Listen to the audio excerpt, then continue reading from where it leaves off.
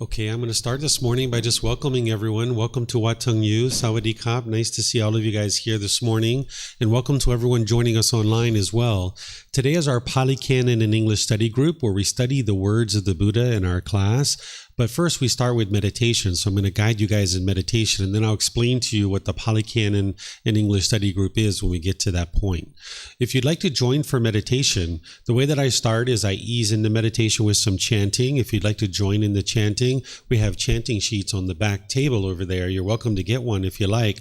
They show you the chants that we do during our meditation.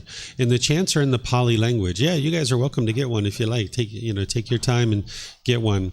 These chants are actually used during the lifetime of the Buddha to remember the teachings.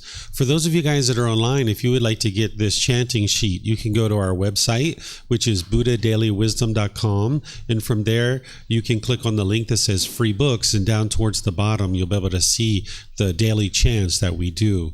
That's what we're going to be doing during our meditation as we ease into the meditation itself. And we'll be doing it on the way out as well.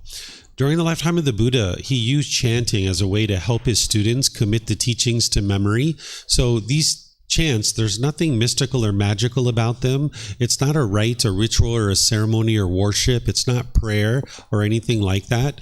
That during the lifetime of the Buddha, he taught everything orally. He just spoke. There weren't anything written down during his lifetime because the technology to write things down didn't exist in that region of the world. So he just spoke orally. And then every 2 weeks, students would recite his teachings word for word for word. And this is the way they committed them to their memory so that then they could practice the teachings. If you read the English translations of these chants, there's a lot of appreciation, gratitude, and respect for the Buddha in these chants. And because of that, I don't think the Buddha even created these chants. They were probably created by his students, either during his life or after his death. Because a Buddha doesn't walk around creating chants like this and say, here, chant this to me in order to appreciate me and respect me. Because a Buddha would have eliminated their ego. They wouldn't have arrogance and pride. They wouldn't be looking down on people. So a Buddha wouldn't go around teaching people to chant these things to him.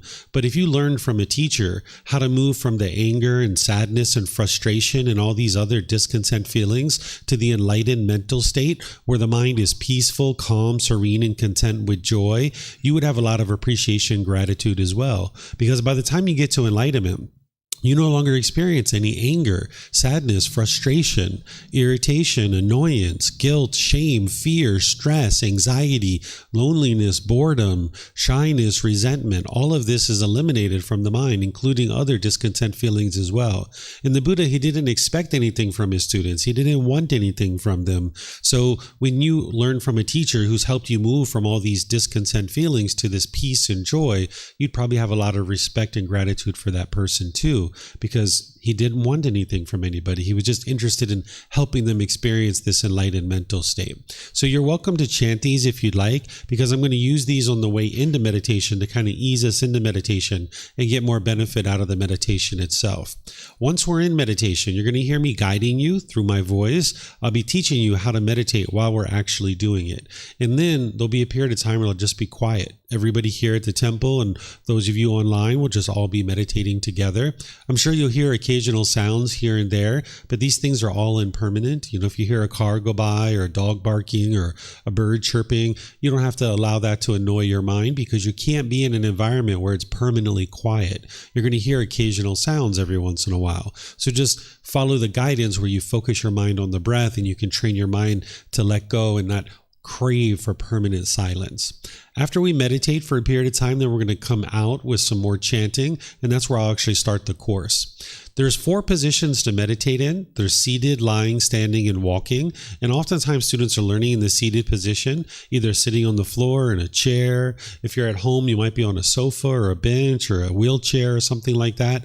You can really sit wherever you're comfortable. There's not just one fixed way to sit. But what I'm going to do is just give you a little bit of guidance to be able to help you so that you can maybe be a little bit more comfortable in the seated position. If you're on the floor, you might have a cushion or even more under your rear. This helps you to feel comfortable when you're sitting on the floor. And then you would like to just lightly cross your legs, where if your legs are really tight, this will impede the circulation and make it painful for the lower body. So you're not interested in being in pain during meditation. So if at any time you feel pain, just get a chair or something like that. We have plenty of those back there. So just lightly cross your legs. Some people like to put their legs off the mat, and this gets your hips up in the air, and it lessens the angle at the hips, the knees, and the ankles. So if putting your legs off the mat feels more comfortable for you, you could do that. Then the hands and the arms, the Buddha put his right hand over his left with his thumbs together, and he put this into his lap. If this is comfortable for you, you could use this. But again, it's not about everyone doing it exactly the same way. There's other things that you might find comfortable. Some people like to put their palms on their thighs or on their knees. Some people put their palms up. Some people even just rest their hands comfortably in their lap. So whatever's comfortable for you, you can find that and then just use that. With the lower body and the hands and arms comfortable and relaxed, you'd like the upper body to be erect. This keeps the mind attentive and alert during the meditation. Whereas if you were slouched, the mind would have a tendency to be dull or lethargic. But if you were real rigid, the mind could be overactive or uptight. So you'd like the upper body to be in the middle where it's erect, and that's with the sternum up and the shoulders back. It will keep the mind attentive and alert during the meditation. It'll also help you breathe in through the nose and out through the nose. So again, I'm going to ease us into meditation with some chanting, and then when I come back in, I'll come back in with some guidance to help you in meditation.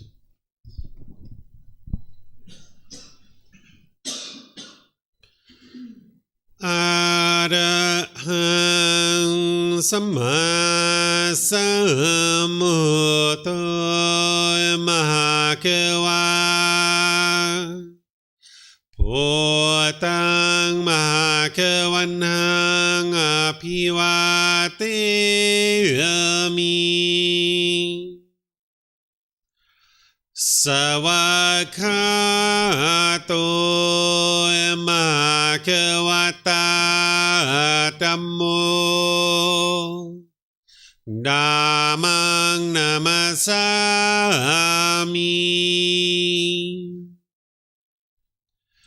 Supatipano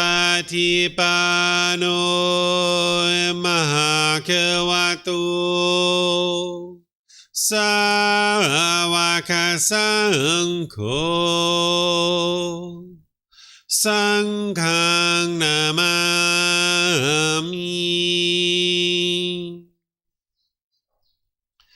Namo Tassa Bhagavato Arahato Samma Sambuddhassa Namo Tassa Bhagavato Arahato Samma Sambuddhassa Namo Tassa Bhagavato Arahato Samma Sambuddhassa Iti piso Mahakava Arahang Samma Sambuddho Vicacaranang Sammuno Sakato Rokavito Anutero Purisa Dhamma Sati Satatawa Manusaram Bhutto Bhagavati.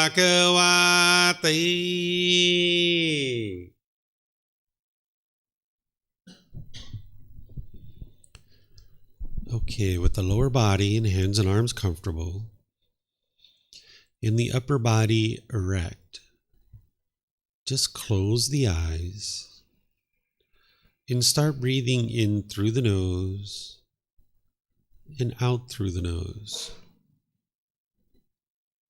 Here you're just looking to establish the breath, a nice, natural, steady, consistent breath.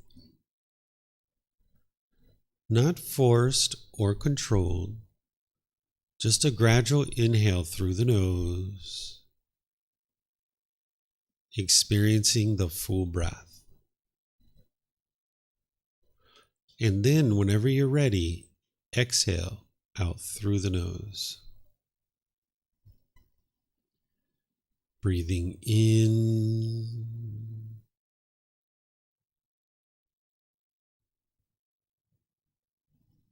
and out.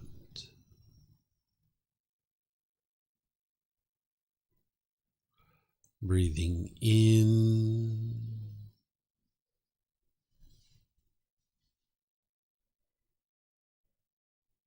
and out.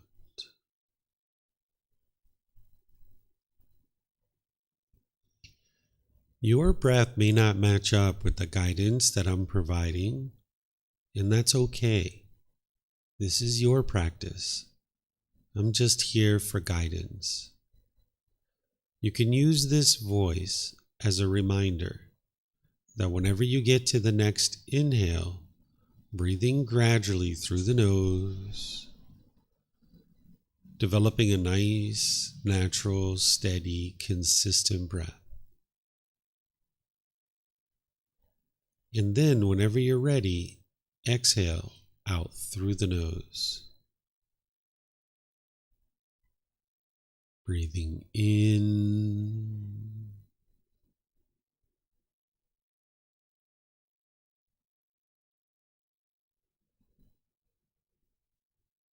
and out.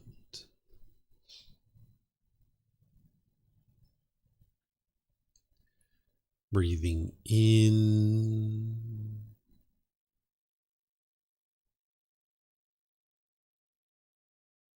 and out.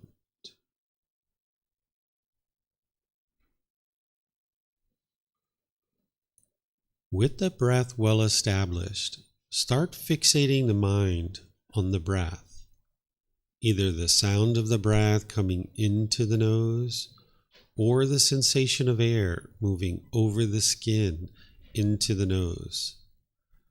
The breath is the present moment. Fixate the mind on the breath, the present moment. Breathing in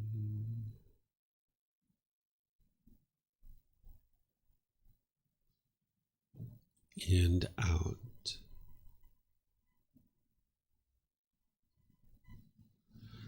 Breathing in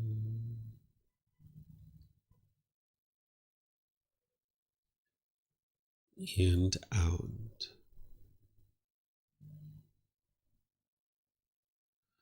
With the mind fixated on the breath, whenever you notice that it moves off the breath, cut that off, let it go, and come back to the breath, the present moment. No need to observe the thought, label it, judge it, analyze it, or even try to figure out where it's coming from. Whenever you notice that the mind is moved off the breath, cut that off, let it go, and come back to the breath, the present moment. Breathing in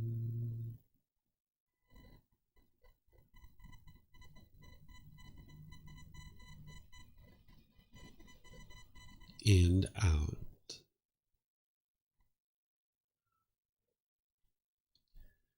Breathing in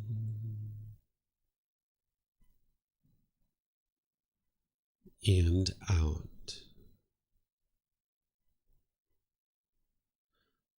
I'm going to be quiet now and let you do this work of focusing on the breath, cutting off and letting go anytime the mind moves off the breath. You have nowhere to go. There's nothing to do. No one needs you right now. This is your time to focus on the breath. Breathing in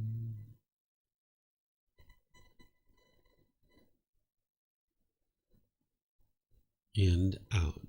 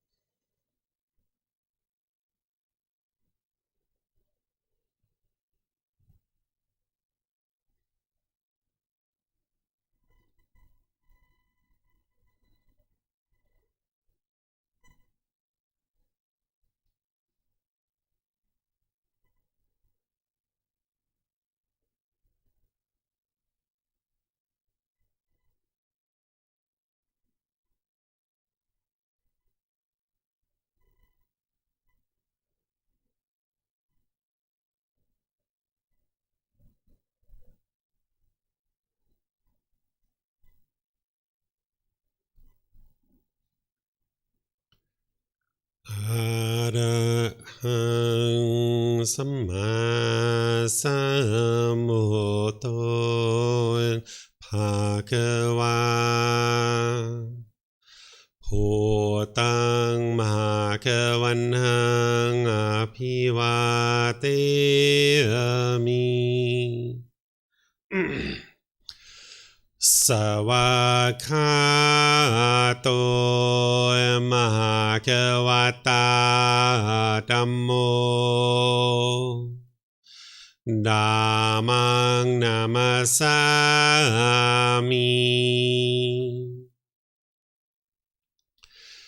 สุปฏิปันโนมหาควโต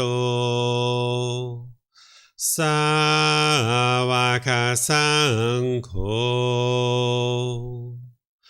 สังฆังนามามินะโมตัสสะภะคะวะโตอะระหะโตสัมมาสัมพุทธัสสะนะโมตัสสะภะคะวะโตอะระหะโตสัมมาสัมพุทธัสสะนะโมตัสสะภะคะวะโตอะระหะโตสัมมาสัมพุทธัสสะอิติปิโสมะคะวะอะระหังสัมมาสัมพุทโธวิชาจารณังสัมมุโนสกขาโตโรกาวิโต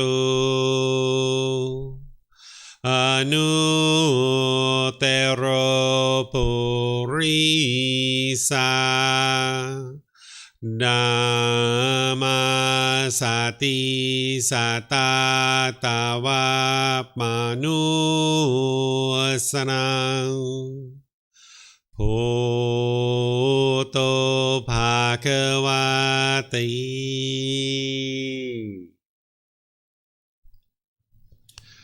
Okay, if you'd like to slowly make your way out of meditation. Once again, welcome to all of you guys that are here at the temple. Nice to see all of you guys this morning. Welcome to everyone online as well. Thank you for joining us for our class today. This class each Saturday is referred to as our Pali Canon in English study group. This is where we study the original words of the Buddha.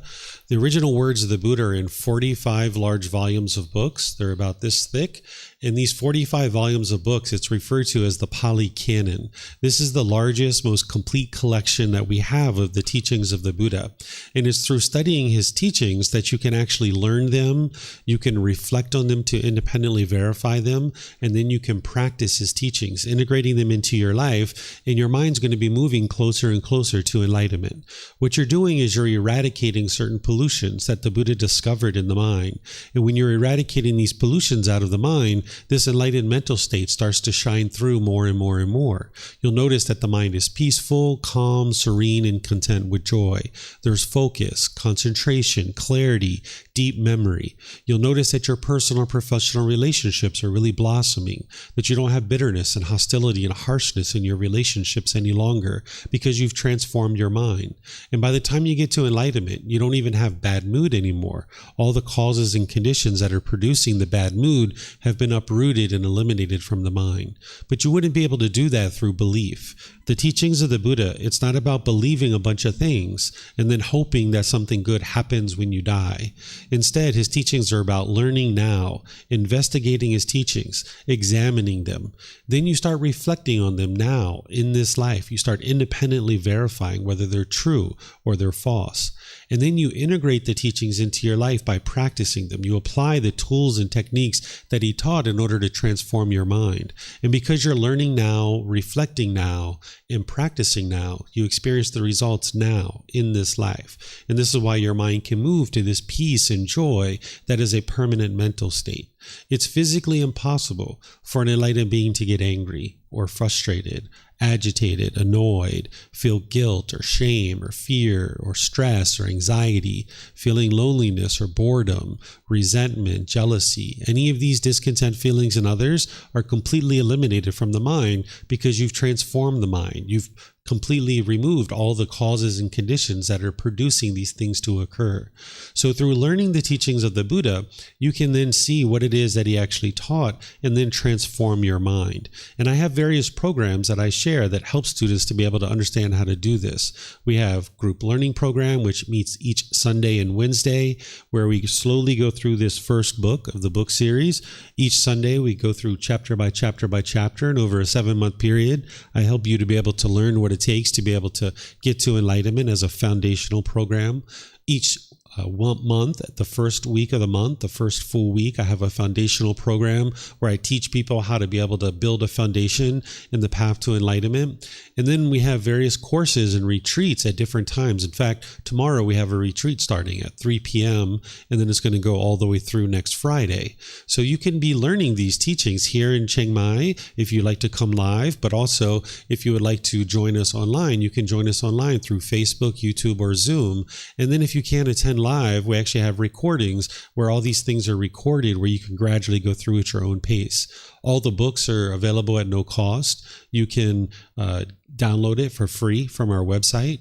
You can take it and go print it if you like. You can get printed versions here by reimbursing us for our printing cost, or you can get them online through Amazon if you have access to Amazon. So everything is available for you, whether it's the books, videos, audiobooks, podcasts, courses, classes, retreats, even personal guidance. You're able to receive personal guidance where you can sit down with me and I will help you to be able to learn these teachings. And as you do, you'll see the condition of your mind and the condition of your life improving. One of the first teachings that the Buddha taught is something called the Four Noble Truths. This is where you can learn the problem in the mind, the cause of the problem, the elimination of it, and the path forward. You can have this breakthrough to understanding what's causing your anger and frustration and all these other discontent feelings. Because with a lack of wisdom, you'll continue to experience the same problems over and over because you're making the same decisions over and over and over again. But when you can awaken to the wisdom of the Buddha, then you can see truly what's happening, and then you can apply his tools and techniques to be able to fix it. By seeing true reality, you'll be able to understand what's causing your discontent feelings, because you wouldn't be able to eliminate them if you didn't actually know what was causing them. So the Four Noble Truths explains to you that it's your own mind that's causing these feelings, and you can independently verify it. Because in the unenlightened state, with a lack of wisdom, you might blame other people when you experience anger or frustration or sadness or some other discontent feeling. That's typically what the unenlightened mind does, is we look around for someone else to blame, that it's got to be someone else's fault that you're experiencing anger, frustration, or stress, or anxiety, or something else. But you can see through the teachings of the Buddha that your mind is causing these feelings itself, and this is why you can actually eliminate them. Because if it was everybody else that was causing these feelings, you would never be able to get to enlightenment, because everybody else is causing you to experience a certain thing. But when you come to true reality, you can see that there's something in your mind called craving, desire, attachment, or wants or expectation. There's this longing, there's this yearning. The mind's chasing after things. And if the mind gets what it wants, it gets pleasant feelings. You get so happy or excited or elated because you got what you want. But if your mind doesn't get what it wants, it gets painful feelings like sadness, anger, frustration, irritation, annoyance, guilt, shame, fear, stress, anxiety. These are very painful for the mind to experience. But you don't need to keep experiencing these things. You can eliminate them from the mind. You don't have to continue to live with these feelings. Oftentimes in the human state, we think that we're required to experience these feelings, and we just think it's normal. And what you might do with a lack of wisdom when you think that someone else is causing these feelings is that when you experience anger and frustration or sadness, you might actually push away the person who you think is causing that. or you might push the situation away. You might have noticed this in your life, that you push people away. But you can see that this doesn't solve the problem because you just keep getting agitated or annoyed or frustrated about something else. If this person was the real problem, when you push them out of your life, you'd be peaceful, you'd be joyful, but that's not the case. You continue to experience the same problem over and over again. Or another thing you might do, if you're not pushing people away, you might be bitter and harsh and hostile with people through your intentions, your speech, and your actions. And this is from a lack of wisdom and a lack of moral conduct and just not understanding what the true problem is. You're perceiving this problem as being something external, so you might be bitter and harsh and hostile towards people. Or the third thing you might do is you might put your expectations on people and try to control people and try to force them to do things your way. And as long as you're doing these kinds of things, you're not going to be able to live harmoniously with all beings around you. You'll continually have troubles in relationships. You'll have broken relationships over and over. You might find that in relationships with your parents or your siblings, your life partner, your children, these are some of the more challenging relationships that you're in because the mind is holding on and it's wanting mom and dad to be a certain way. It's wanting brothers and sisters to be a certain way. You might want your life partner to be a certain way. You might want your children to be a certain way. The mind's craving and longing and yearning. And when they do things your way, that's where the pleasant feelings come in. You get happy or excited.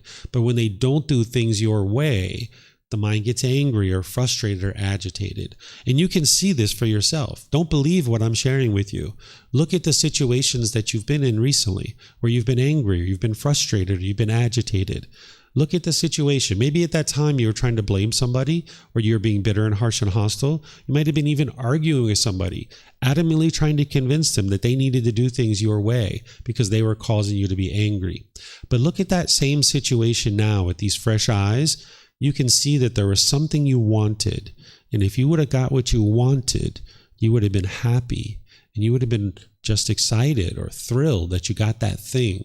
But because you didn't get what you wanted, the mind became angry or frustrated or sad or some other discontent feeling. And there's no need to feel guilty here about your mind doing this because every unenlightened mind does the exact same thing. And it's just through a lack of wisdom. And that's why here at this temple, what I do is I help people to understand what the Buddha taught. And then I invite you to independently verify it and practice it so that then you can experience more and more improvements in your life. So these foundational programs are things that people oftentimes are learning with me throughout the months and throughout the year. But then this Pali Canon English study group, what we do is we study the original words of the Buddha, where we're diving in deeper to be able to see what the Buddha actually taught. Because all the foundational programs are based on the words of the Buddha. But now in this Pali Canon and English study group, which I teach on Saturdays, we dive in and actually look at the words of the Buddha very closely. So what I'm going to do is I'm going to share here this particular chapter, and there's chapters here in the book because we study about 10 chapters a week, not necessarily in the class, but the students on their own are studying about 10 chapters a week. This is the chapter 41, and you can see it's fairly short. It just goes down to this line right here. These are the original words of the Buddha. This is the reference back to the original source teachings of the Buddha in the Pali Canon, where you're able to then see what he actually taught in the original Pali Canon, because going back to the original Pali Canon, you'll be able to see what his actual words are, and you'll be able to see what he taught not only here, but in other places as well. And then after the reference, what you see here is you see words from me. Students are reading these books and they're able to read them and be able to glean insight from the words of the Buddha. They're able to go back to the original Pali Canon and see what the Buddha was talking about before this or after this. And they can see from a dedicated practitioner and a dedicated teacher how to integrate this teaching into your life to be able to get benefit from it. And this is the way volumes 2 through 13 are written. Volume 1 is the foundational book. That's this first book here that I showed you, Developing a Life Practice, The Path That Leads to Enlightenment. This is where students oftentimes start. This book is structured a little bit different, but it's still based on the original words of the Buddha, and you'll see the original words in there. So you guys can get that and start at the very beginning if you'd like. If you're interested in healing from from what hurt you so that you never need to hurt again. It's to be able to learn and practice and train your mind and look inward and be able to solve what's causing these discontent feelings. So the way that I do this program on Saturdays is I invite a student to be able to read the chapter here at the temple or anybody in Zoom. If you'd like to read, we have microphones here in the white bowl. All you need to do is get a microphone, press the gray button. You'll see the lights come on. You just wait a second or two, and then you hold it up to your chin, and we'll be able to hear you here at the temple, and they'll be able to hear you online. After a student reads, either here at the temple or through Zoom, I'll share some teachings on that particular chapter, and then I'll open up to any and all questions that you guys have related on what I shared with you. So if you'd like to ask questions here at the temple, again, if you could use the microphones, that would be great. And you can even take the microphones back to your seat with you, because you might have more than one question, or someone around you might have a question, and you can share the microphone with them. For those of you guys online, you can ask questions too. You can put that into Facebook, YouTube, or Zoom in the comment section, or in Zoom, you can electronically raise your hand, open up your microphone, and then ask any and all questions that you like. So is there someone who would like to read this first chapter? That way we can move along in the program, and I'll show you guys how it works. I saw you got a microphone, Leo. Yeah, go ahead.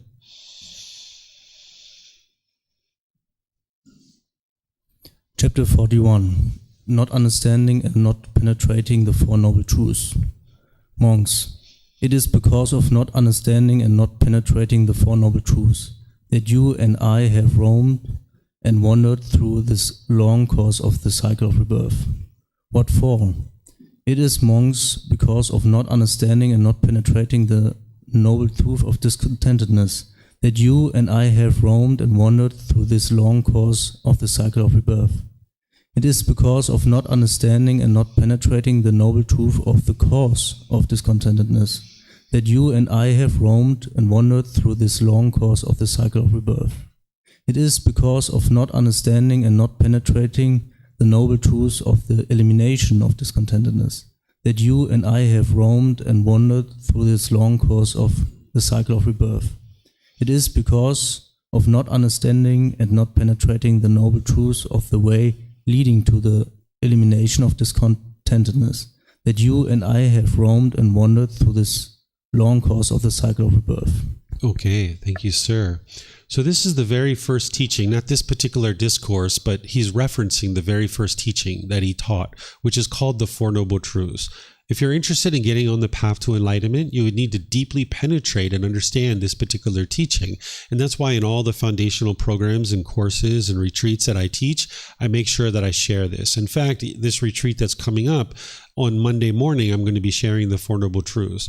This is where you understand the problem in the mind is discontentedness. The problem that each unenlightened mind is experiencing is that you experience your mind going up and down and up and down. You get so happy and excited and elated, but then it's only a matter of time before you feel sad or frustrated or agitated or annoyed or feeling stress or anxiety. It's only a matter of time before that happens. And this is the problem. It's called discontentedness, where the mind is shaken up.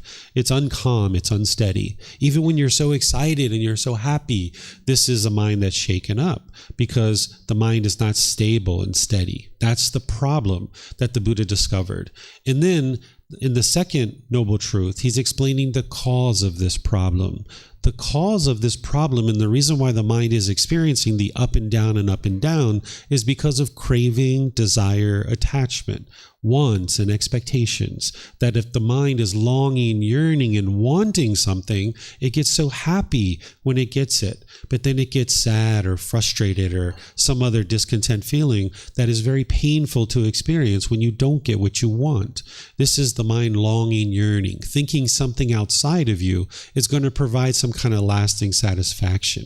So you might chase it and chase it and chase it. It's like the next new shiny object waiting around the corner is going to provide some lasting satisfaction. The mind thinks, I know what I need.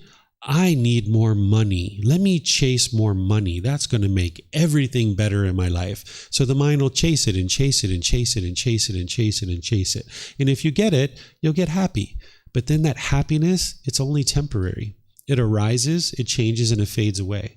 So if you really want to be making $30,000 a year, you might chase that for a period of time, and then you get it, and now you're happy.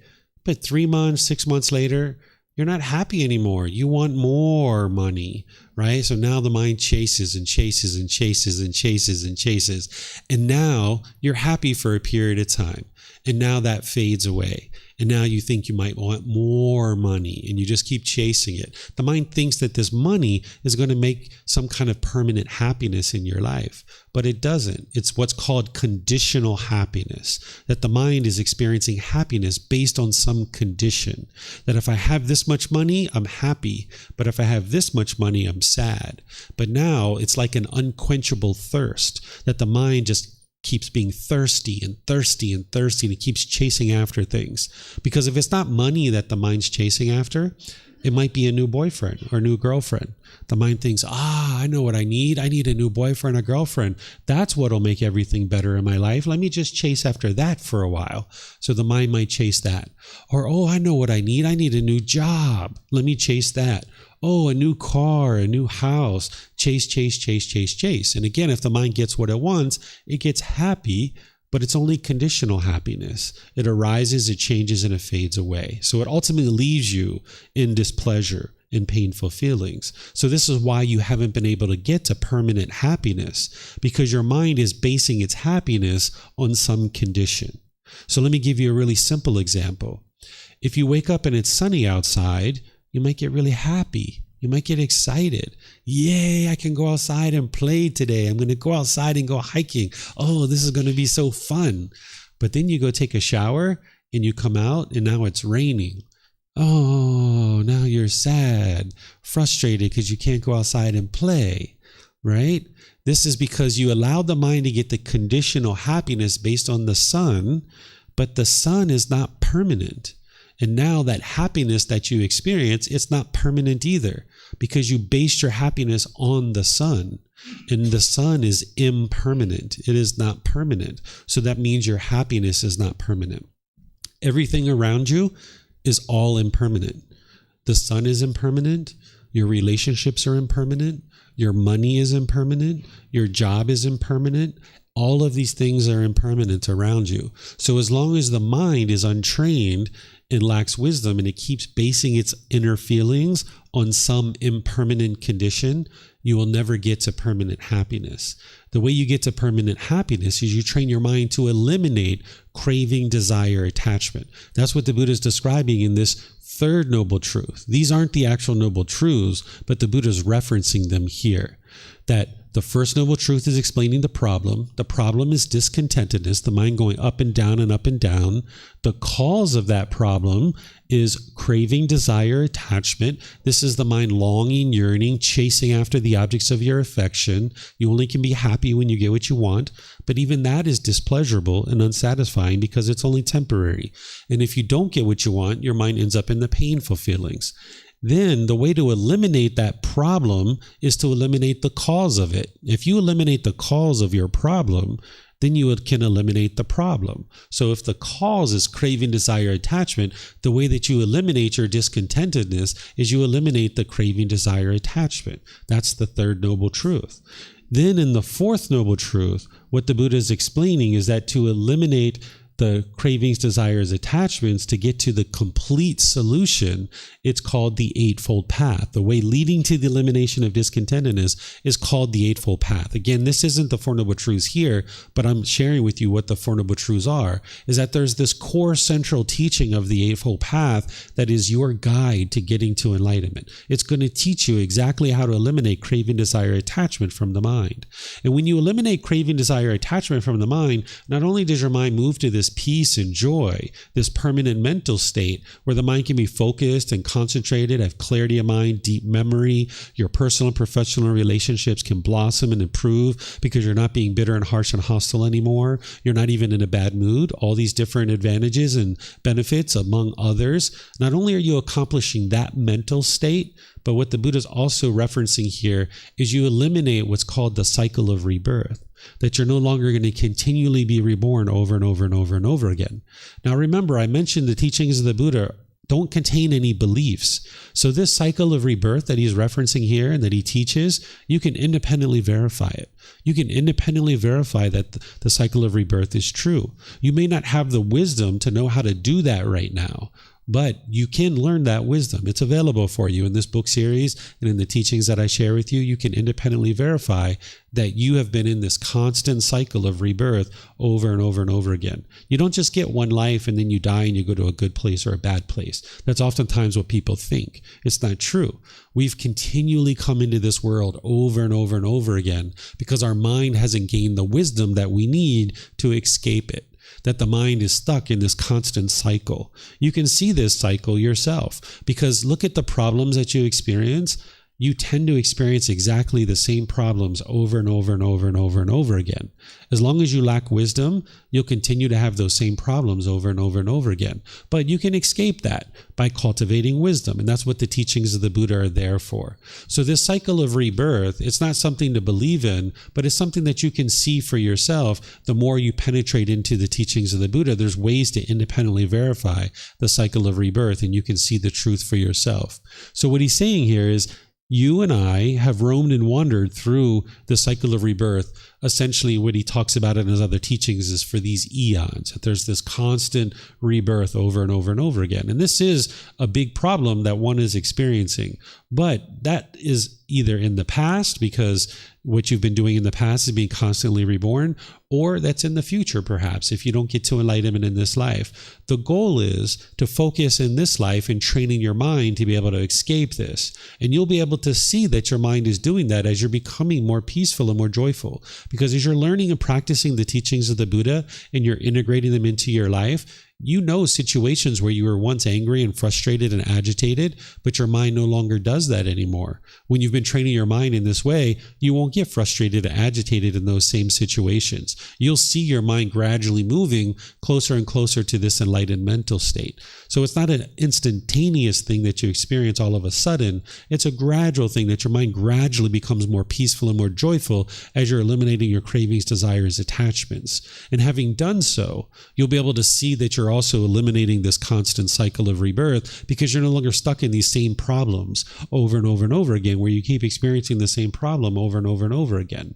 So that's what the Buddha is helping someone to see here, is that it's from not understanding and not penetrating the very first teaching of the Four Noble Truths that one continues to stay stuck in this constant rebirth, in these constant problems of discontentedness. The anger, the sadness, the frustration, this just keeps reoccurring over and over and over again because someone hasn't understood the cause of what's causing it. When you penetrate into the Four Noble Truths, you understand the problem, the cause, the elimination, and the path forward. And then when you have that breakthrough to finally understanding that it is your own mind that's causing these feelings, then you can actually apply the tools and techniques to fix it. But if you don't understand that your mind is causing these feelings and you continue to go around the world blaming other people, being bitter, harsh, and hostile, pushing people away, putting expectations on people, you'll never be able to fix this. So what the Buddha is bringing to your attention is that your mind is causing these feelings so that then you can actually fix it and you can solve it. So do you guys have any questions on this particular chapter here? Remember, you can use the microphones here at the temple, or online you can put it into Facebook, YouTube, or Zoom, or in Zoom you can electronically raise your hand. Any questions on this at all? No questions? Okay, I'm going to check here online, see if we have any questions online. All right, I'm not seeing any questions anywhere. So, okay, so let's move to the next chapter, which is chapter 42. Looks like Pat would like to read. He's got a microphone here. For those of you guys that English is an additional language for you, this is a great time for you to practice your English, right? You can practice it. So maybe Pat's going to practice some English here. Chapter 42, the mind has attained the end of craving. Through the round of many births I roamed without reward, without rest, seeking the house builder. Painful is birth again and again. House builder, you're seen. You will not build a house again. All your rafters broken, the ridge pole dismantled, immersed in dismantling. The mind has attained to the end of craving. Okay, thank you, Pat. So here the Buddha is saying this, and this is actually from the Dhammapada, which aren't the exact words of the Buddha, but they're a summarization. About 1,000 to 1,200 years after the death of the Buddha, there were some scholars that looked at the teachings of the Buddha, and they tried to summarize them in versed form, and that's what you're seeing here. Very rarely do I include the Dhammapada into the book series that I share, because it's basically an interpretation of scholars of looking at the teachings of the Buddha. Instead, it's better to just go right to the words of the Buddha and see the discourses. But in some cases, these actually are quite helpful. And when you see the Dhammapada, it's usually written in a little bit more of a poetic type of language. So that's how you'll know that it's not the teachings of the Buddha, because he didn't speak in poetry. But these scholars kind of summarized his teachings in a more poetic way. But nonetheless, this one is actually describing what the Buddha taught, but you shouldn't consider these to be the actual words of the Buddha in this particular discourse or this particular chapter. Here, what is being said is, through the round of many births I roamed, without reward, without rest, seeking the house builder. What he's saying is, going through this constant cycle of rebirth, there's no reward. There's no, there's nothing that's satisfying. You're just continuing to experience dissatisfaction over and over and over again. And when he's saying seeking the house builder, this is that the mind is holding on and clinging and craving for things to be a certain way and wanting things to be a certain way in the world.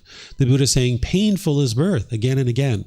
Any woman who's ever had a birth, or if you've ever been around the person who's birthing, you can see that it's very painful to give birth. For a woman to give birth, or if you've ever been around the baby, when the baby comes out, it's not laughing when it comes out. It's crying. It's very painful to go through that experience, right? So that's what the Buddha is helping you to be able to see, that yes, it's painful. Now, while the Buddha's teachings are very positive and very uplifting, and you need to be able to see the positive side of life in order to get to enlightenment, it's also important to see true reality. And that's what he's teaching you here. So you shouldn't take on a pessimistic view of the world and of life, because by the time you get to enlightenment, you're going to be enjoying all aspects of life. But in order to get there, you need to be able to see that being stuck in the cycle of rebirth, there's no reward there. There's no reward in constantly being reborn over and over and over again, because you're just experiencing painful experiences over and over and over again. So the Buddha is helping you to bring that to your awareness, so it will essentially see in your mind, you'll be able to see that, yeah, it's very painful. And maybe that will help you to have motivation to be able to then escape all of this. Then the Buddha says, house builder, you're seen. What he's essentially saying is, I see you craving desire attachment. You're the one that keeps leading to me coming back into this world over and over and over again. I see what you're doing. You keep building this body over and over and over again, this craving desire attachment. And then he says, you will not build a house again. Meaning, if you get to enlightenment, you've extinguished your craving, and there's not going to be another rebirth. There's not going to be another existence. All your rafters broken, the ridge pole dismantled, immersed in dismantling. That's essentially eliminating craving, desire, attachment, eliminating that from the mind so that it can no longer create another existence. Then the Buddha says, or at least it's being described in a summary format, the mind has attained to the end of craving, right? By the time you get to enlightenment, you've eliminated craving, desire, attachment. And now the mind's completely peaceful and joyful. You'll thoroughly enjoy life by the time the mind gets to enlightenment. Every single aspect of life is thoroughly enjoyable. Right now, if you have craving, desire, attachment in your mind, when you're getting all your cravings, desires, attachments fulfilled, you feel great. You feel wonderful. You feel so happy. But in the situations where you're not getting what you want, you'll feel angry. You'll feel sad. You'll feel frustrated. So the more wants and the more expectations you have in your mind, the less and less amount of time that you can actually experience happiness. But when you get rid of all those cravings, desires, attachments, and you're able to bring your mind to the middle way, you can be happy all the time.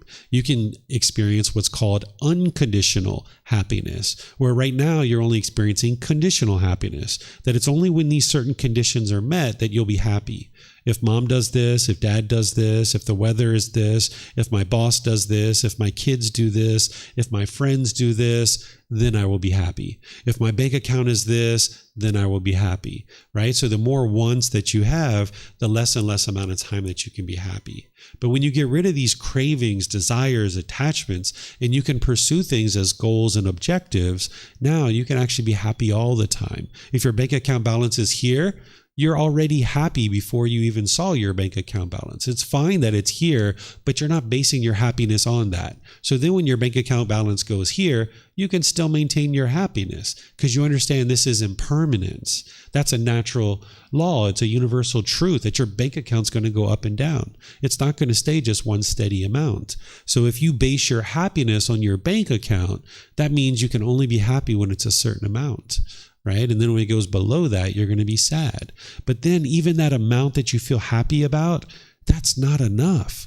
The mind wants more and more and more. It's this unquenchable thirst. So the Buddha is saying, I've dismantled all of that. The mind no longer does that. I don't have craving, desire, attachment in the mind.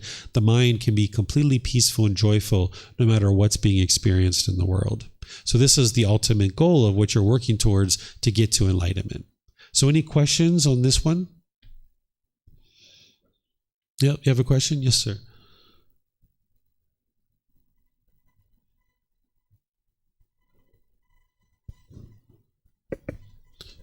Okay, there it is. I was thinking about it, and this is the third time I've been here. The first time I was here, and I was thinking when I left, I was like, if you don't have any desire or craving for anything, why do anything? Like, why have a family? Why have children if you don't have central desire? Why get a girlfriend or boyfriend, make a family? Why not just lay down, quit eating, and die? I'm sure you've been asked this question before, but Yes. So in the unenlightened state, it's very hard to be able to see how to live life without craving, desire, attachment, because that's all you know in the unenlightened state is to pursue things based in your cravings. I want more money, so that's going to motivate me to get more skills, and now I'm feverishly trying to get these new skills so that I can then apply for a new job and get more money. And I want more money because then the women or the men will be attracted to me, and now I can get the women and the men, and then I can get the sex. And then when I get the sex, then I'll feel these happy feelings, and the mind just craves and craves and craves and wants all these things. You can't imagine basing your decisions in what's called discernment, which is wise decision making. You learn through getting rid of your cravings, desires, attachments, that pursuing things based in craving, it just leads to problem after problem after problem. That, you're going to get those temporary pleasant feelings if you get what you want, but ultimately you're going to end up in dissatisfaction. So if you chase and chase and chase and chase and chase, you can only be happy when you get what you want. And then when that is experienced, it fades away, ultimately leaving you in dissatisfaction. And then if you don't get what you want, you get the painful feelings. So when you clear all that out of your mind, you start learning how to pursue things through wise decision making. In terms of the decisions that you mentioned, like having a family or children or things like this, yes, those are based in craving. By the time you get to enlightenment, if you're deciding to have a girlfriend or a boyfriend or children or things like this, you will have already done that by the time you get to enlightenment. So you're not going to get to enlightenment and then choose to have a partner, or get to enlightenment and then choose to have kids. It's not going to happen that way. You will have already done those things and extinguish those cravings on your way to enlightenment. Some people will choose to be single and not have a partner, not have kids, and they might choose to get to enlightenment that way. Other people will potentially have a life partner and choose to have children, because there's two ways to eliminate a craving, desire, attachment. You can cut it off and let it go using the breathing mindfulness meditation and generosity and other tools and techniques that we teach, or you can actually fulfill it. So if you have this burning desire to have a partner, a life partner, to have a boyfriend or girlfriend, and you have this burning desire for it, well, you can cut that off and let it go. It's going to be really challenging, but you can do that, or you can actually just fulfill it. You can actually get a boyfriend or girlfriend or husband or wife and choose to actually get one. But in doing so, you need to have discernment. You need to have wise decision making. If you base your decision on a life partner based on your cravings, I want the most beautiful or the most handsome. I want the most rich. I want the most famous. I want the one who has the really big job title. If you chase after your cravings, now you're not necessarily making a wise decision because you're just looking for the most beautiful, the most handsome, the most rich, the most well-known in the community. And that might not be the best partner for you because once all those things are gone, you're not going to be attracted to this person anymore. It's better to look for someone who's honest and loyal and committed, who's friendly, who's polite, who's respectful, who's kind and warm and loving, right? There are certain qualities that you can look for. Someone who's generous, right? Because what you're looking at is someone's mind. But when craving, desire, attachment, or sensual desire is involved, you'll look at their appearance, you'll look at their financial status, you'll look at their job title, you'll look at what car they're driving, what kind of house do they have, what kind of clothes do they have. You'll look at all those superficial things, and those things are all impermanent. But if you look at the wholesome qualities of someone's mind, those things can actually be permanent. So by the time you get to 50, 60, 70, 80 years old, if you're with the same partner for a long time, you're not going to be with that young, beautiful woman or that young, beautiful, handsome man anymore. You're going to be with their mind. So if you've chosen out of craving to be with the most beautiful, the most handsome, but the person's quite angry and quite harsh and quite vicious, by the time all that beauty and all that handsomeness wears off, you're going to be with this mind that is angry and frustrated and agitated and annoyed, complaining all the time, and now you got to deal with that. So if you pursue things based on your cravings, you're going to make unwise decisions because you're just being drawn to those things based on your sensual desires. But if you get rid of your sensual desires and you can just gradually make wise decisions based on discernment, now you can make wise decisions that will actually be beneficial. So by the time you get to enlightenment, you would have already made those types of decisions. Those decisions are based in sensual desire, typically. But more and more, you would like to make the decisions based on wise decision-making or discernment. So like when I chose the partner that I'm with, yeah, I thought she was attractive. I thought she was beautiful. She had other qualities too. She was a great cook. She used to make lots of good food, as you guys can probably see. She used to make lots of good food. But all that stuff's gone now. Okay? She's like almost 50 years old. But what I really liked about this woman and what attracted it to me to her originally is that she was honest. There was a certain situation when we first met that she could have probably easily lied and I would have never known, right? But she didn't. She told the truth. And this really attracted me to her. And now, all these years later, 17 years later, I don't know that she's ever lied to me. She's always been honest. She's always been truthful. She's always been committed. She's always been loyal and faithful. And that's why we're together for 17 years. It's the best relationship I've ever had with a woman because I was looking at her mind. But of course, there needed to be a physical attraction there for me as well. So you would like to be sure you're balancing all these kinds of things. But ultimately, by the time you get rid of craving, desire, attachment, you will be pursuing things based on wise decision making, not based on your cravings. So when we talk about desire, it's important that you remember it as a longing, a yearning, and chasing after things. And I can only be happy if I get it. And if I don't get it, I feel sad or frustrated. There is this middle way that the unenlightened mind has a hard time to see, which is pursuing things as a goal, as an objective or an interest. And sometimes you get it, and sometimes you don't. And you can maintain your contentedness either way. And you can do this based on wise decision making. And that's what the mind needs to train to learn how to do. And it's gradual training that the mind comes to understand how to do this, because all through your life you've been pursuing things based in craving and you don't know any other way potentially. But more and more you can learn this better way of life where you're pursuing things based on wise decision making. Can I ask follow-up question? You can ask as much as you like. Okay. Yeah. So if I understand you correctly, you can have a professional career, you can have success in life, you can get married, have children, and without basing that on craving. Yes. Okay. It's possible to do that. If you're going to have a relationship with a person, like a sexual relationship, there's craving there. if you're having a sexual relationship. But on your way to enlightenment, you're going to experience these things, because one of the ways to extinguish a craving is oftentimes to fulfill it. So think about when we were younger. We probably craved ice cream. I don't know about you, but I sure did, right? Maybe chocolate ice cream or strawberry ice cream. You really liked ice cream a lot. Any day that you got ice cream was a good day. And boy, you could have ate ice cream 3, 4, 5 times a day. And boy, any day with ice cream, it was a good day, right? Well, eventually we had enough ice cream. And we got to the point where you're like, you know what? If I have ice cream, it's okay. And if I don't have ice cream, that's okay too. Right? But early on in our life, it was like, oh, if we got ice cream, we were so happy. But if we didn't get ice cream, we were sad or frustrated. We might have been, Mom, you're the worst mom ever. You're not giving me ice cream, right? We were maybe angry at our mom or our dad because we weren't getting ice cream.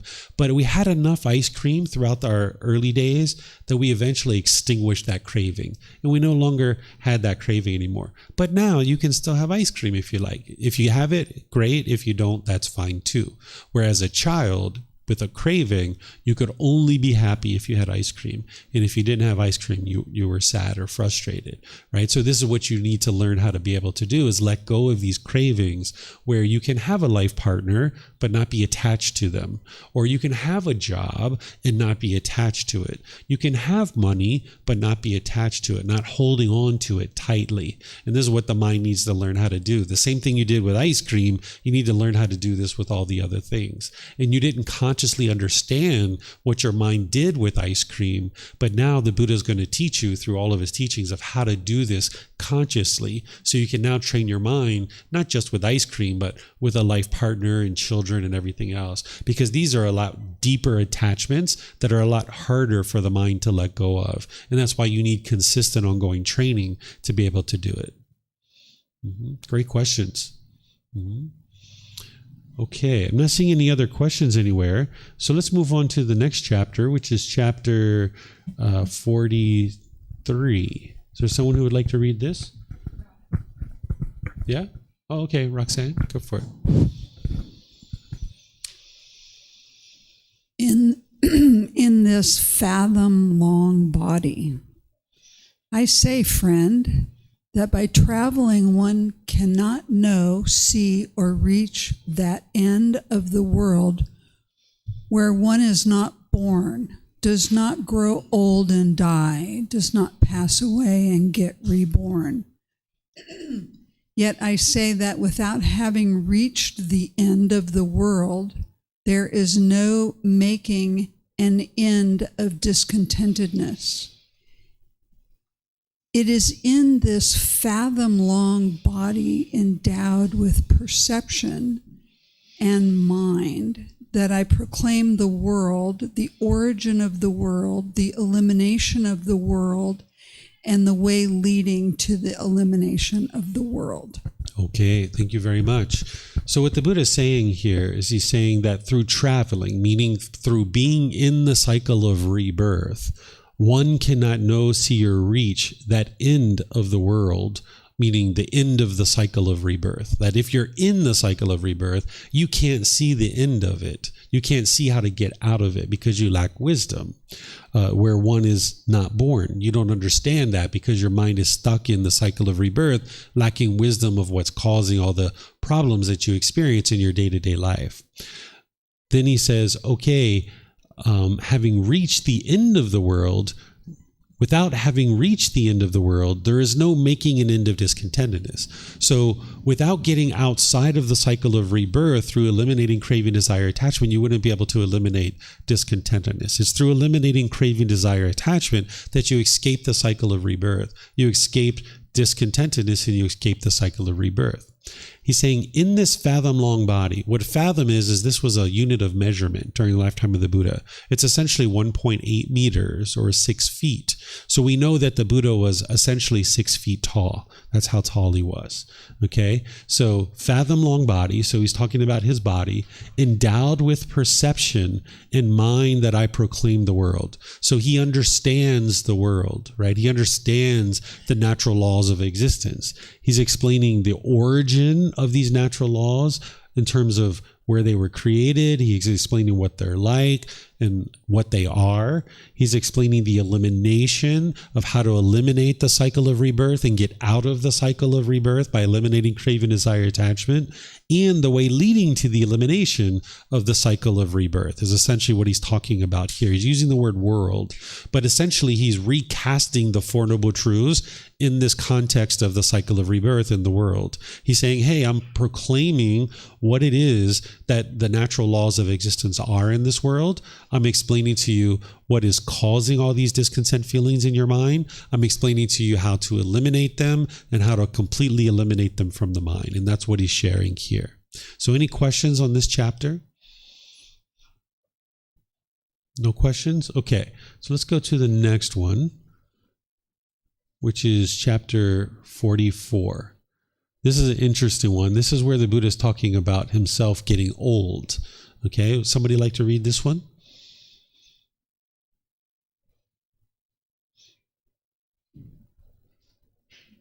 You got it, Leo? Okay, sure, go ahead.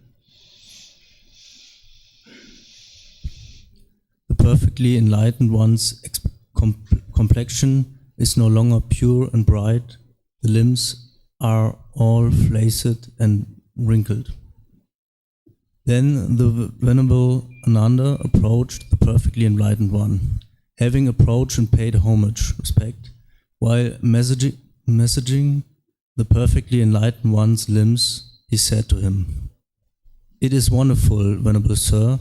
It is amazing, Venerable Sir. The perfectly enlightened one's complexion is no longer pure and bright. His limbs are all flaccid, soft and hanging loosely, and wrinkled. His body is stopped, and some alteration is seen in his sense bases, in the eye sense base, the ear sense base, the nose sense base, the tongue sense base, the body sense base. So it is, Ananda. In youth, one is subject to aging. In health, one is subject to illness. While alive, one is subject to death. The complexion is no longer pure and bright. The limbs are all flaccid and wrinkled. The body is stopped, and some alteration is seen in the sense bases. The eye sense base, the ear sense base, the nose sense base, the tongue sense base, the body sense base. This is what the perfectly enlightened one said. Having said this, the fortunate one, the teacher, further said this: "Fie on you, wretched aging which makes beauty fade. So much has the charming puppet been crushed beneath advancing age. One who might live 100 years also has a death as destination. Death spares none along the way, but comes crushing everything." Okay, thank you, sir. So what's interesting about this is, of course, not only that the Buddha aged, which we know, of course, he's going to age because he's a human being just like all of us. We're all going to age. Youthfulness is not permanent. Life is not permanent. Health is not permanent. All these things are impermanent. But when you're sick, if your mind's craving permanent health, you will be agitated or annoyed. Or as you age, if you're craving permanent youthfulness, you will be agitated, annoyed, and frustrated. When you're getting close to death, if you're craving permanent life, you will be frustrated and agitated or sad that you're dying. But you can eliminate all that craving, desire, attachment. One of the things that's interesting is not only that the Buddha's aging here, and that's what they're talking about, but notice what they're talking about, that his sense bases. This is from the words of the Buddha himself, where his student was saying the same exact thing. But notice here, when he's talking about the sense bases, there's actually 6 sense bases. But what he's referring to that is fading away and that there's alteration and there's no longer functioning, the way that it used to, is he's talking about the eyes, the ears, the nose, the tongue, and the body. He leaves out the mind because for an enlightened being, their mind doesn't deteriorate. Oftentimes we associate old age with a deterioration of the mind, and this isn't actually true for an enlightened being. For an unenlightened being, for someone who hasn't trained their mind, yes, the mind will deteriorate as you get older. But if you train your mind isn't going to deteriorate as you get older. The Buddha, when he taught, he was just as sharp, just as concentrated, just as focused when he was younger as when he was older. Because the mind being trained, it functions optimally. And no matter what age you are, the mind's going to continue to function optimally. It's a permanent mental state that you're experiencing. While everything around you is impermanent, those are conditioned objects. Conditioned objects arise, they change, and they fade away. Unconditioned objects, they don't arise, they don't change, and they don't fade away. So the natural laws that the Buddha taught, these are unconditioned. They don't arise, they don't change, and they don't fade away. This is why his teachings are timeless. They're just as applicable today as they were 2,500 years ago, because the natural laws haven't changed. But also the enlightened mind is unconditioned, that you've eliminated all the conditions that are producing the discontentedness. You eliminate all the conditions that are producing the unconcentrated, unfocused, muddled mind. So by the time you get to enlightenment, your mind is performing optimally. It's unconditioned. So that even as you age, the sharpness and crispness of your mind will remain. And that's why they're only referencing the 5 sense bases that are experiencing alteration in the Buddha. Because yes, his eyes are going to deteriorate because the eye itself is impermanent. Yes, the ear is going to deteriorate. His hearing is going to deteriorate because the ear is impermanent and the functioning of the ear is impermanent. The nose, the same way, the tongue, and then the physical body. There's going to be this deterioration of these things. But the mind is intangible. It's non-physical. And by the time you get to enlightenment, it's unconditioned. So because it's unconditioned, it doesn't arise, it doesn't change, and it doesn't fade away. In the unenlightened state, there's conditions in the mind that cause it to be unfocused and unconcentrated and muddled. But when you clear all of that pollution out of the way, the mind is now unconditioned. So that's why he's not referencing that the deterioration of his mind is being experienced. He didn't experience that because his mind was enlightened. So if you're interested in experiencing a very wonderful, fulfilling life, no matter what age you are, you can be training your mind and experience this enlightened mental state closer and closer as you get to it. And then as you're aging, you won't notice a deterioration of your mind because you've trained your mind, you've refined your mind, you're experiencing this optimal development of the mind where it's performing optimally. So oftentimes people associate old age with a deterioration of mind, but that's because most beings around you are unenlightened. So what you're seeing is people who are getting old, their mind is deteriorating.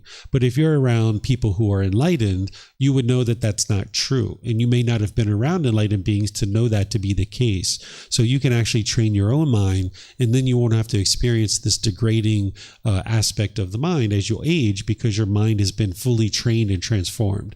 And not only do we have the words of the Buddha to confirm this, but nowadays we have scientists and researchers and doctors that are confirming this, because nowadays we have MRIs and CAT scans and other devices that can measure things.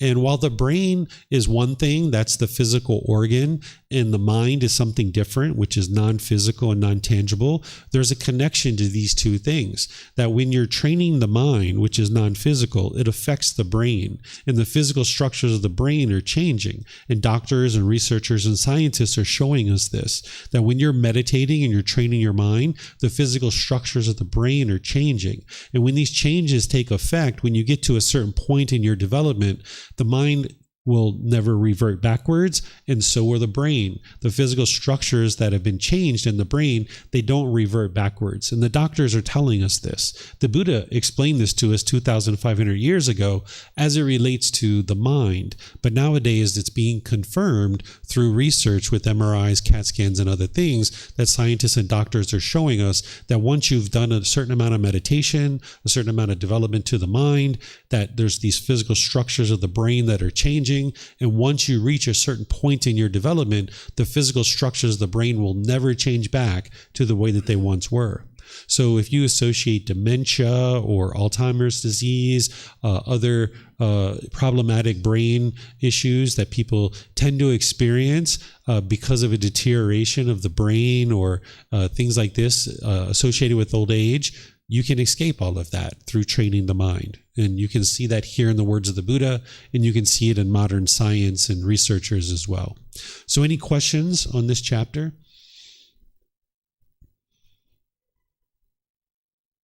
Okay. Not seeing any questions. How about we do maybe one more, and then we'll kind of finish up there. Let's see what the next chapter is. Okay, this is a good one to end on. This is the Buddha's final words, right when he was getting ready to die. Would somebody like to read the last words of the Buddha? Yeah, go ahead. The Tathagata's final passing. Monks, for this reason, those matters which I have discovered and proclaimed should be thoroughly learnt by you, practiced, developed, and cultivated, so that this holy life may endure for a long time, that it may be for the benefit and peacefulness of the multitude, many people, out of compassion for the world, for the benefit and peacefulness of heavenly beings and humans. And what are those matters? They are the 4 foundations of mindfulness, the 4 right efforts, the 4 bases of mental power, the 5 spiritual faculties, the 5 mental powers, the 7 factors of enlightenment, the noble eightfold path. And now, monks, I declare to you, all conditioned things are of a nature to decay. Strive on untiringly. The Tathagata's final passing will not be long delayed. 3 months from now, the Tathagata will take his final nibbana, final enlightenment. Ripe I am in years. My life spans determined. Now I go from you, having made myself my refuge. Monks, be untiring, mindful, disciplined, guarding your minds with well-collected thought. He who tirelessly keeps to the guidance and teachings, leaving birth behind, will put an end to sorrow and despair. Okay, thank you, sir. So this first part here, this was something that the Buddha shared about 3 months before he was going to die.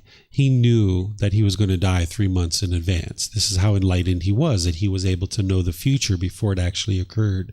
So he was giving his students a heads up like, hey, I'm going to be dying in 3 months just to let you guys know. And here's the things that you should do while I'm gone if you're interested in getting to enlightenment. Because he spent 45 years sharing his teachings. From the age of 35 into the age of 80. He died at the age of 80. In 2,500 years ago, I imagine that was a very long time to live, right? Even nowadays, if someone lived to that age, that's a pretty ripe age. But 2,500 years ago, having lived to that long, that's a really long time, right? So here he's advising his students of what to do in order to make sure that his teachings are sustained in the world for a very long time, because it's going to be for the benefit and peacefulness of many people if these teachings sustain in the world long after his death.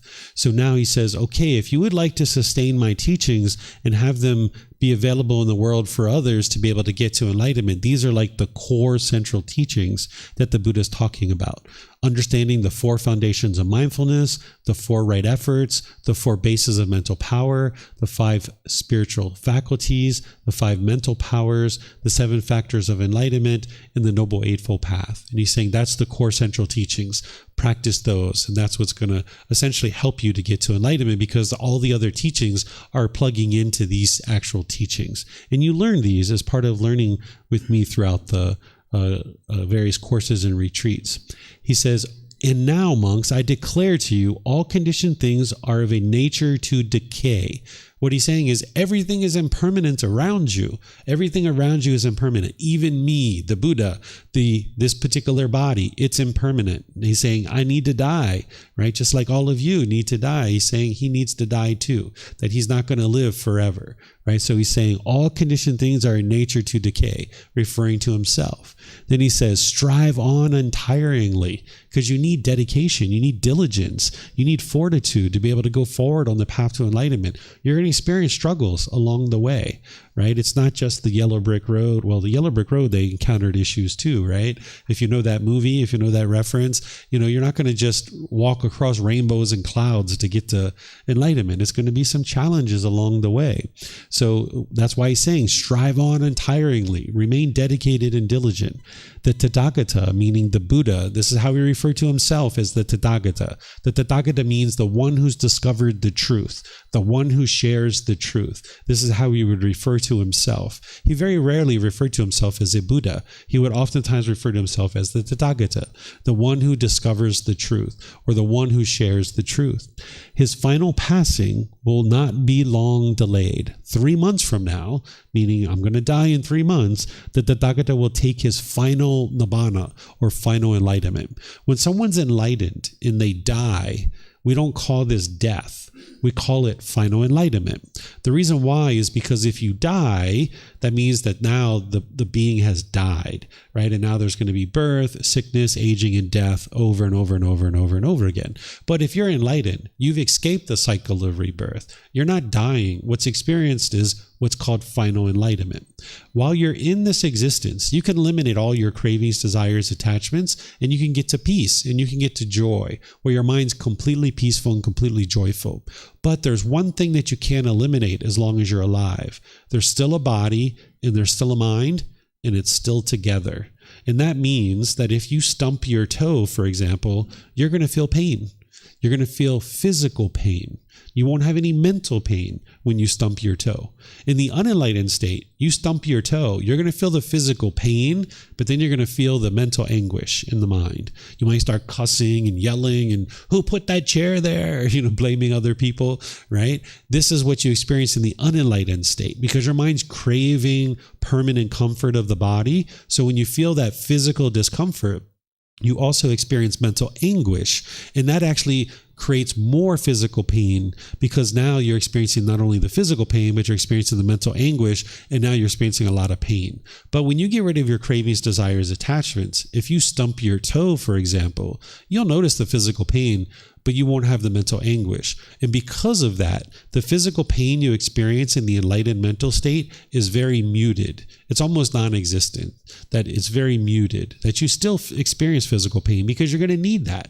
Even as an enlightened being, if you were standing too close to a fire, you need to feel, oh, that's a little bit hot. Let me move away from the fire.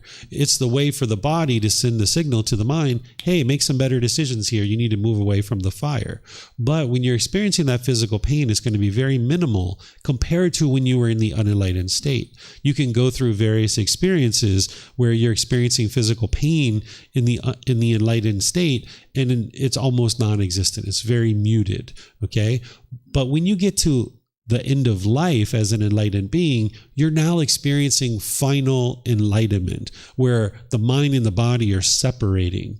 And now there's no more physical pain either. You've completely transcended that, right? So in the current existence as an enlightened being, you can transcend all mental pain, but you're still going to experience some physical pain here and there. But when you get to final enlightenment, or death, now that's called final enlightenment because that last mind and body being together, that's been eliminated, and now you won't experience that physical pain anymore. So that's why it's called final enlightenment. So he's referring to himself as getting ready to experience this final enlightenment. So that point up to there, he was delivering 3 months before his death.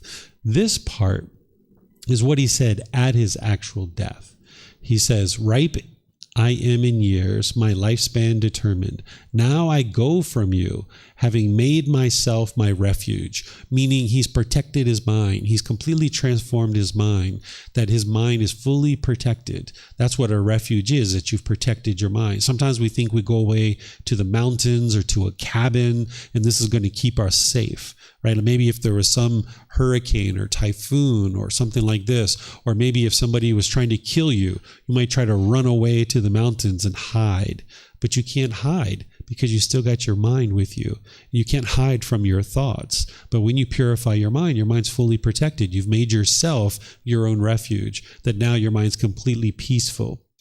Monks, be untiring, mindful, disciplined, Guard your minds with well-collected thought.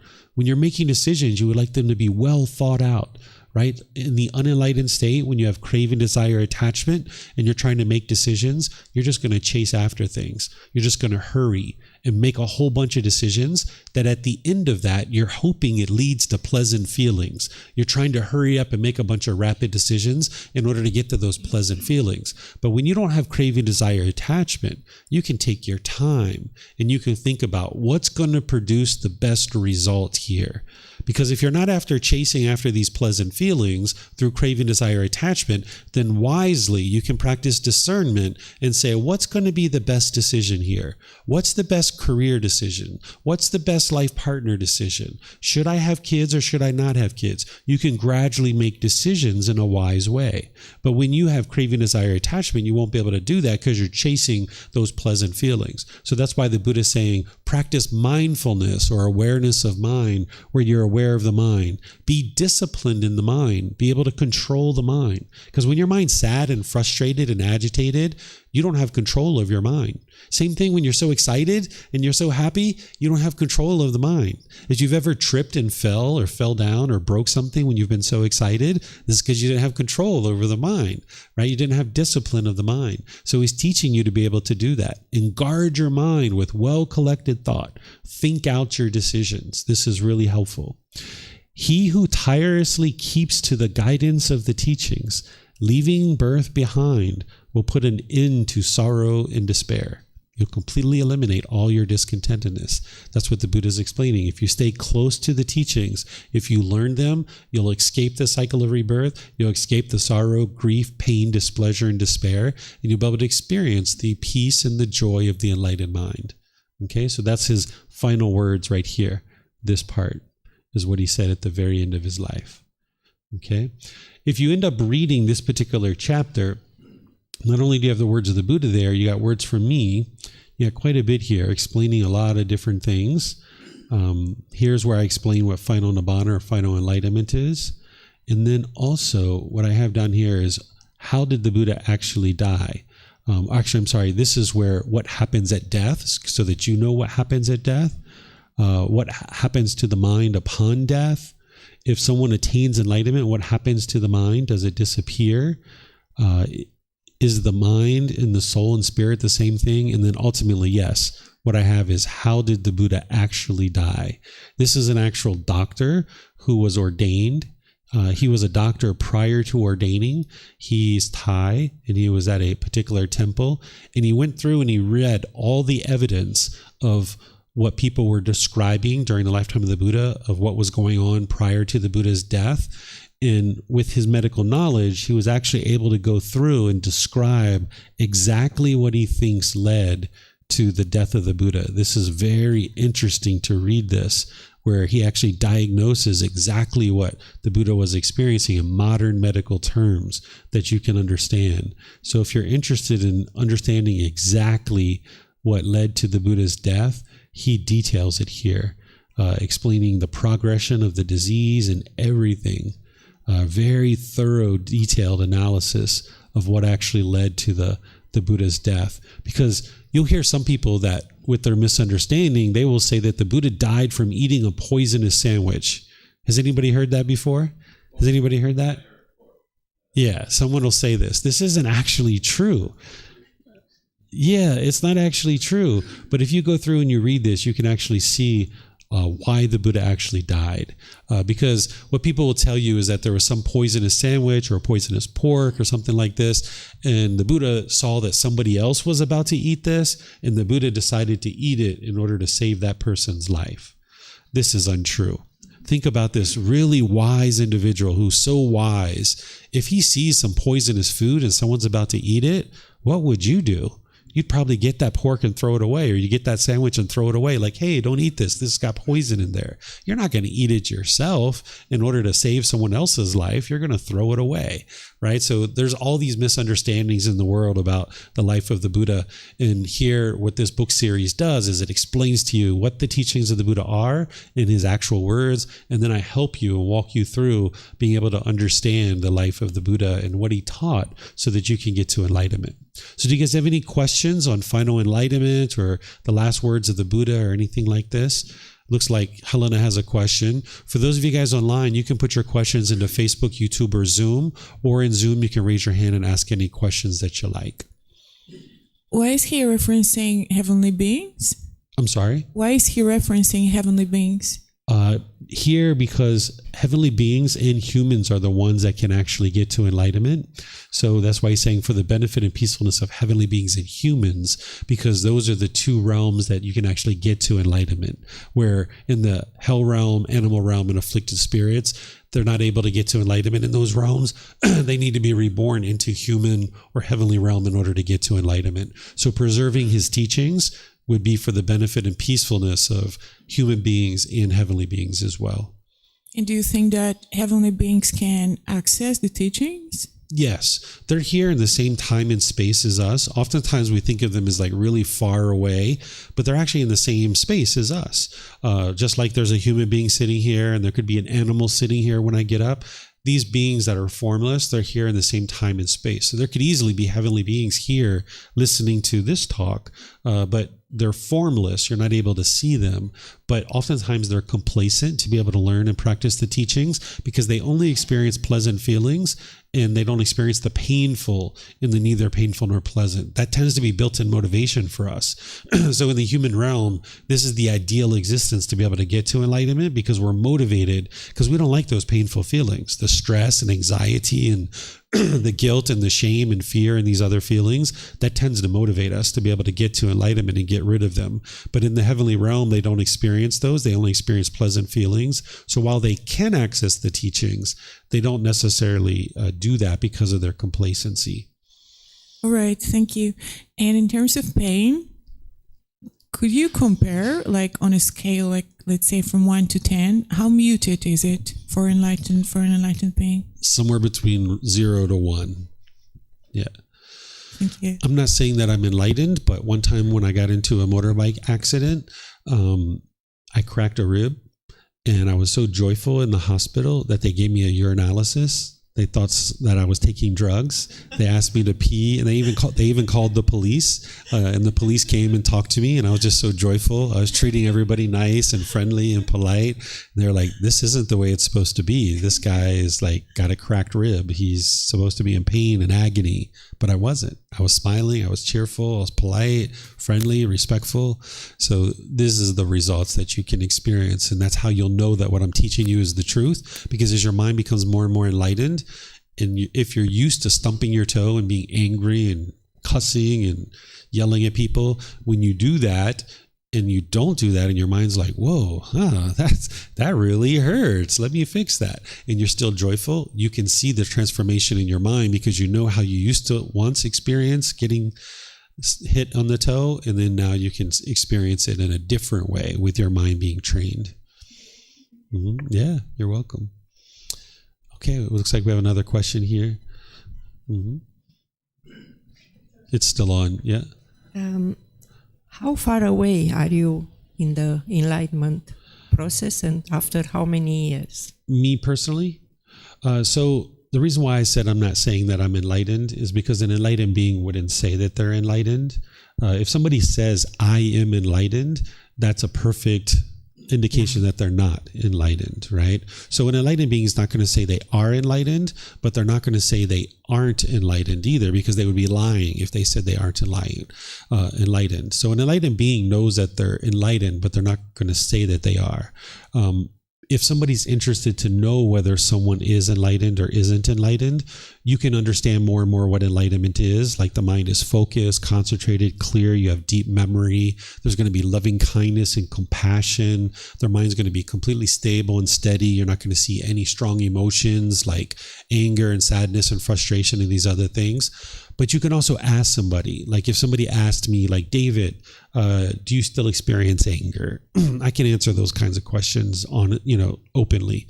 Someone might ask me, when is the last time you experienced frustration or sadness or these kinds of things. And those kinds of questions are more indicative to be able to help you understand if someone's enlightened or not. So if you would like to ask any of those questions, you're welcome to, and then you can come to your own conclusions of whether or not I'm enlightened or not.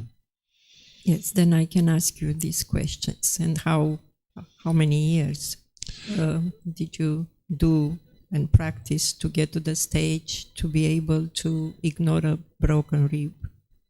Sure. So I think of it as I've been practicing these teachings for many lifetimes, because based on what I've seen, then I know that to be true. Even when I was a young kid, my grandmother was teaching me teachings like, if you don't have anything good to say, don't say anything at all. You know, things like this. This is kind of like what you'll see with the teachings of the Buddha, but he's giving you much more detail. So I've been learning for many lifetimes to be able to get to where I am today. And now today, some students asked me on their own in 2022, they asked me at a retreat in front of everybody. They said, when's the last time you were angry? And I said, I don't remember. It's been so long ago.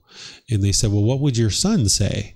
And my son happened to be with me. We were in America, and he walked into the room, and I said, I don't know what he would say. I said, there he is right there. You can ask him. So in front of everybody, they asked my son, they said, when's the last time you saw your dad angry? Because if you're going to get angry, it's usually going to be with someone close to you, because that's where your attachments are.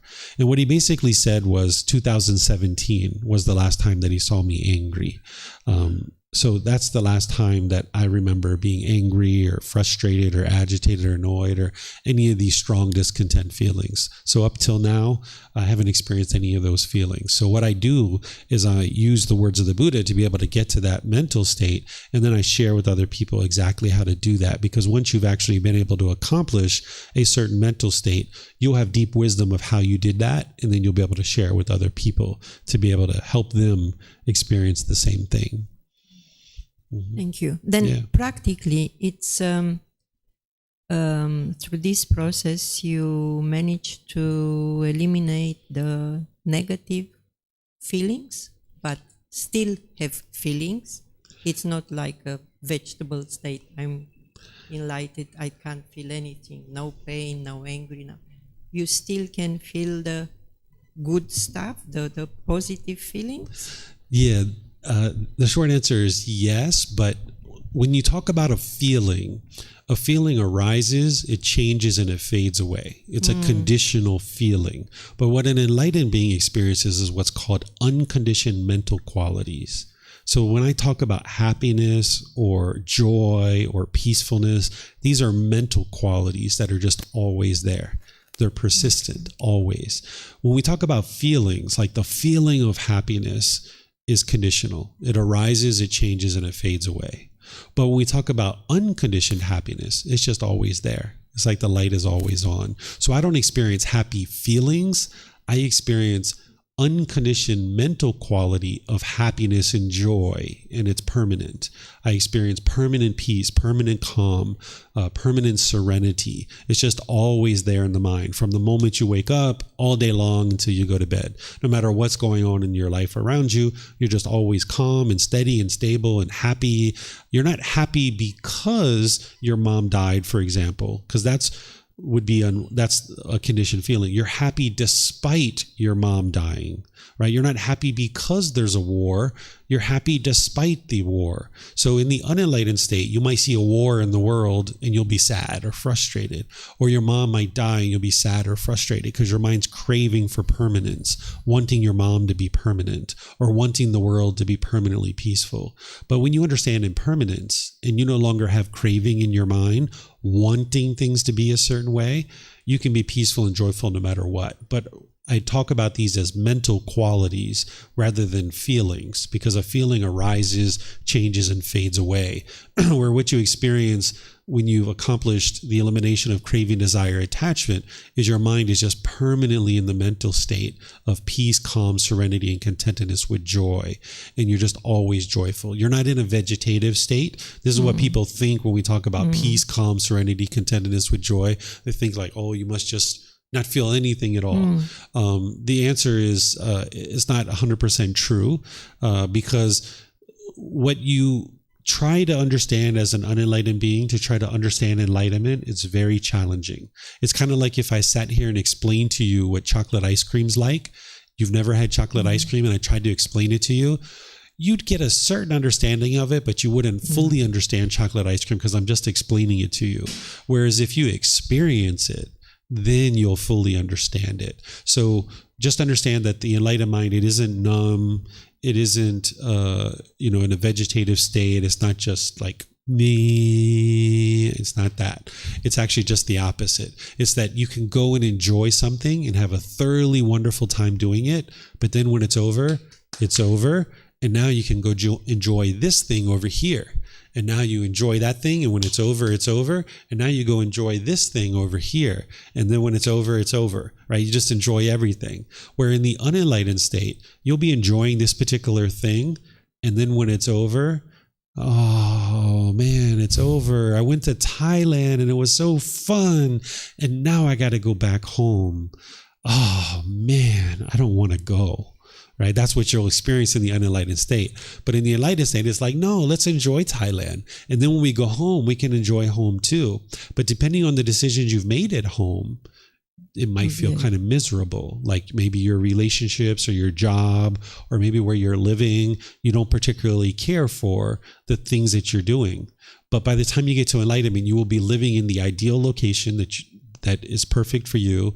You'll be doing any particular job, or maybe you're retired and you've met all those kind of criteria. Whatever relationships you're in, these are the ideal relationships. There's nothing about your life that you would change. By the time you get to enlightenment, you're living the ideal life and your mind's been completely transformed. So it's not like you go away to holiday to escape your life. That's what we do in the unenlightened state. We go on vacation to escape this life that we don't truly actually like. And now when we're on holiday, we have a great time. But then when we go back to our life, we don't like it, right? And that's the reason why we're going on holiday, perhaps. But for an enlightened being, they're on holiday all day, all the time. They're always enjoying every single aspect of their life. And if they travel, they can enjoy that too. But they're experiencing impermanence all along the way. It's not like nothing ever happens. Like you can still experience certain things as you travel, but your mind's not shaken up by it. And practically it's to be happy with what you have. I'm sorry, I didn't understand you. Practically it's to be happy with what you have at the moment. Yes, it's to be peaceful and joyful, not craving and longing for something else. If you've ever heard this saying where people say the grass is always greener on the other side, and now you cross to the other side of the fence and it's like, whoa, the grass is the same color over here. And now you're discontent, you're frustrated and complaining like, why did I come all the way over here? It's the same grass that it was over there, right?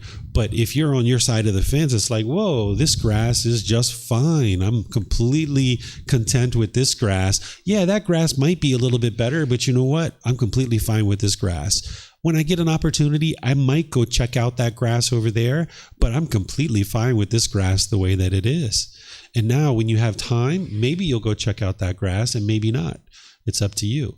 Whereas if you are unenlightened, it's like, no, I got to get to that new grass. Everything's always better when you have craving, desire, attachment. You're always longing, yearning. You're wanting something that you don't have. You're not content with what you currently have. You always want more and more and more. That's that unquenchable thirst I was talking about. Thank you. You're welcome. Okay. I don't see any questions, but let me just check one more place just to be sure. Sometimes... Okay, yeah, I don't see any questions here.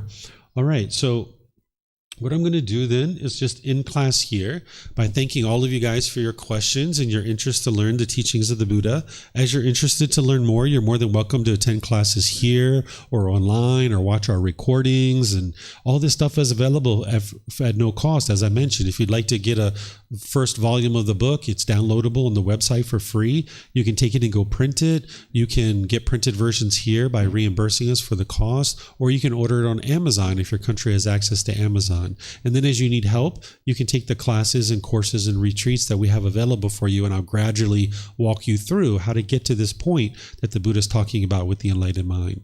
Tomorrow we have another class. It's the group learning program. It's the foundational program. We're going to be in chapter 18 of this book.